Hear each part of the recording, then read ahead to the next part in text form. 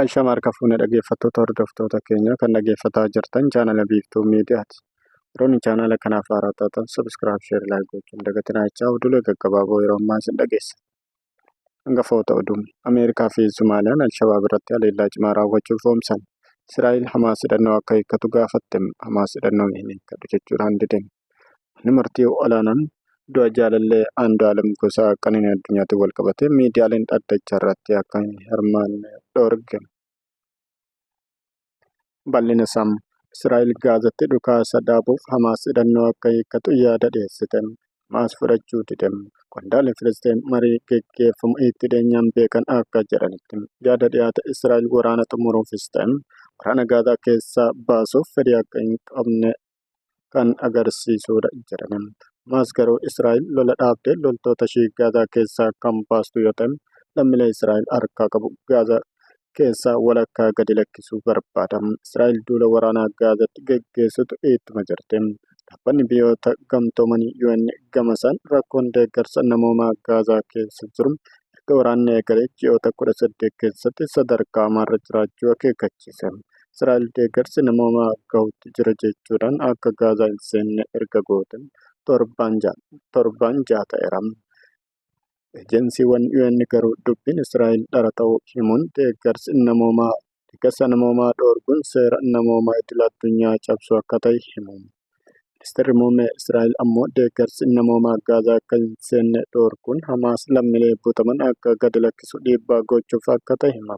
Muummichi ministeeraa Israa'el Beniyaamin Netanyaahuu USA deemee Tiraamp wajjin erga wal arganii guyyoota muraasa booda. Israa'el yaada dhukaasa dhaabuu haaraa biyyoonni jaarsummaa ta'aniif dhiyeessite. Sana booda Kaliil Al-Hayaan jila Hamaas qabachuun qondaaltota tikaa Masrii wajjin wal argee ture.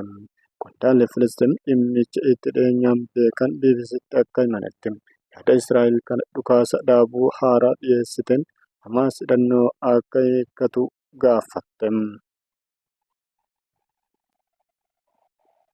Oduu biraatiin Ameerikaa fi Sumaaliyaan magaalota tarsiimoo to'achuuf hidhattoota Islaamaa Al-Shabaab irratti haleellaa qilleensaa raawwatte jedhan.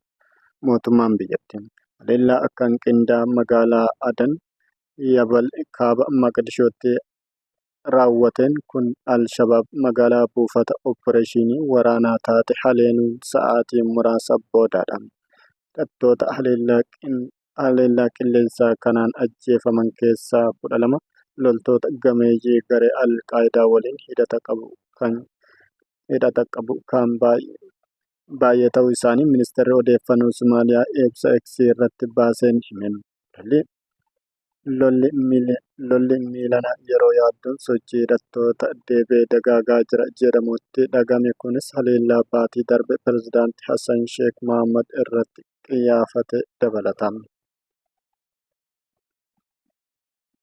Du'a Qananii Addunyaa ilaalchisee miidiyaaleen dhaddacha seenanii akka hin gabaasne manni murtii federaalaa dhoorge. Galmeen saaqamee daqiiqaawwan muraasa booda miidiyaaleen dhaddacha gadi dhiisanii akka bahan taasifameera. Manni murtii federaalaa jalqaba Ramaddii Araadaatti dhaddacha beellamaa yeroo tokkoffaa du'a jaalallee weellisaa Andu'aalem Gosaa shamarree Qananii Addunyaatiin wal qabatee miidiyaaleen dhaddacha seenanii akka hin gabaasne dhoorge. Manni murtichaa bu'aa qorannoo poolisii dhaggeeffachuuf irratti beellamee kan ture yommuu ta'u, akkuma dhaddachi eegaleen poolisiin miidiyaaleen dhaddacharraa naaf haa ittifaman jechuun iyyateera. Miidiyaaleen odeeffannoo sobaa tamsaasuun adeemsa qorannoo irratti dhiibbaa geessisaa jiru kan jedhan qorataan poolisii hawaasni ilaalcha dogoggoraa akka qabaatu taasisu jedheera. Kanaafis miidiyaaleen dhaddacha akka hin seenne manni murtichaa jala murtii akka kennu gaafateera.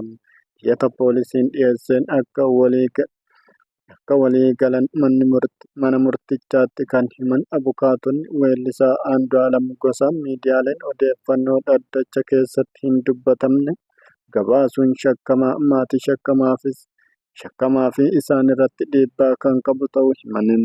Akka fakkeenyaattis odeeffannoowwan shakkamaan koonsartii akka dhiyeessuu fi mirga wabii haa eegamuu fi akkasumas abukaatoon shakkamaa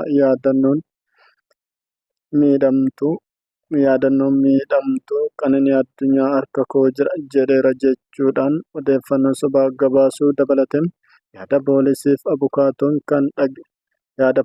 fi abukaatoo kan dhageeffate manni murtichaa